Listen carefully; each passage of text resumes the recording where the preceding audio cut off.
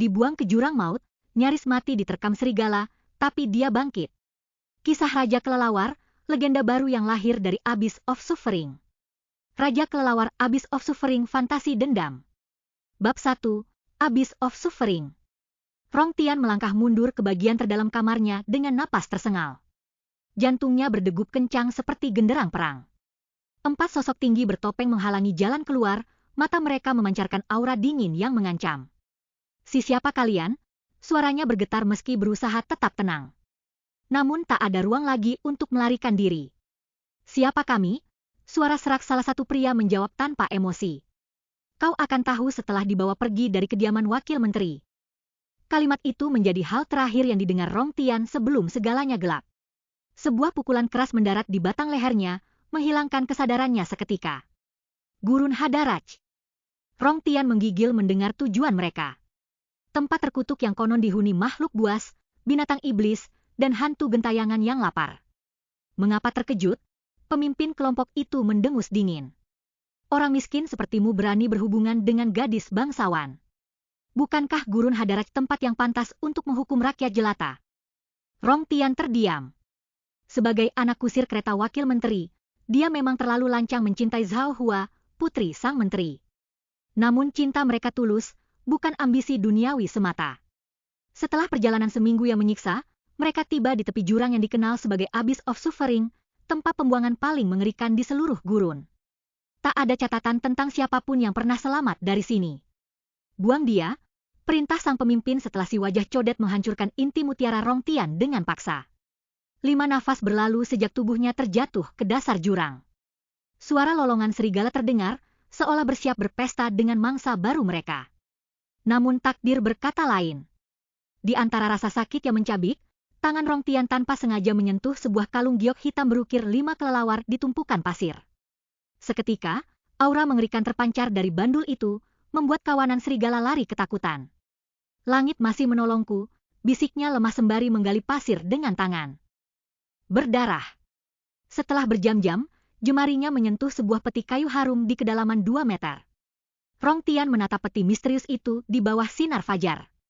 Aura kuno dan menakutkan memancar dari permukaannya.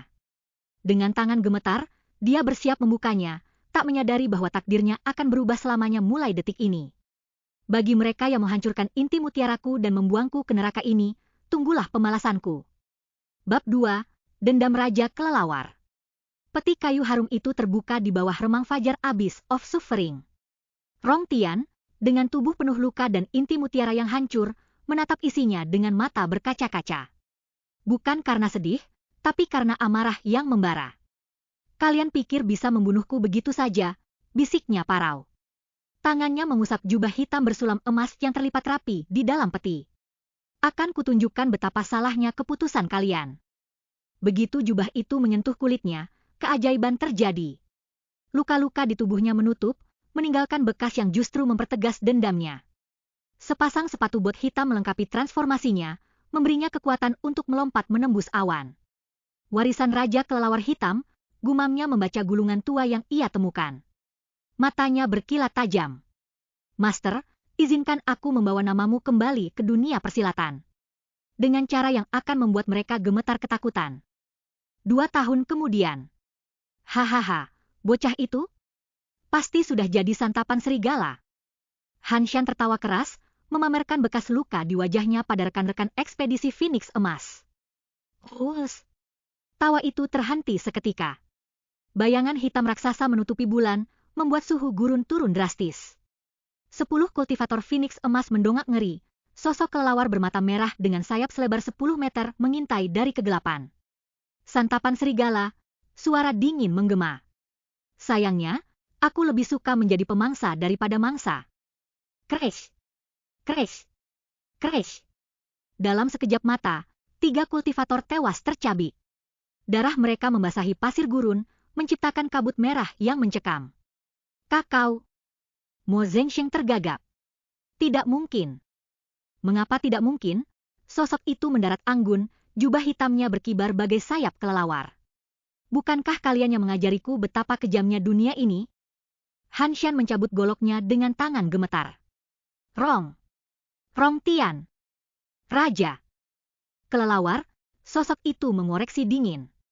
Nama pemberian kalian saat membuangku ke neraka ini.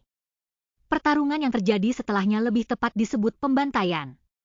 Teknik Kinggong Raja Kelelawar membuat Rong Tian tak tersentuh. Ia menari di antara serangan, sebelum mencabik lawannya satu persatu.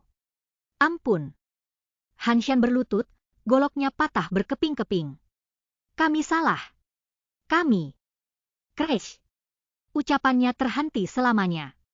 Mo Zhensheng, yang tersisa terakhir, hanya bisa menatap ngeri. Kau tahu apa kesalahanmu yang terbesar? Rong Tian berbisik di telinganya. Membiarkan aku hidup dengan dendam yang membakar ini. Malam itu, Gurun Hadarat menyaksikan lahirnya legenda baru.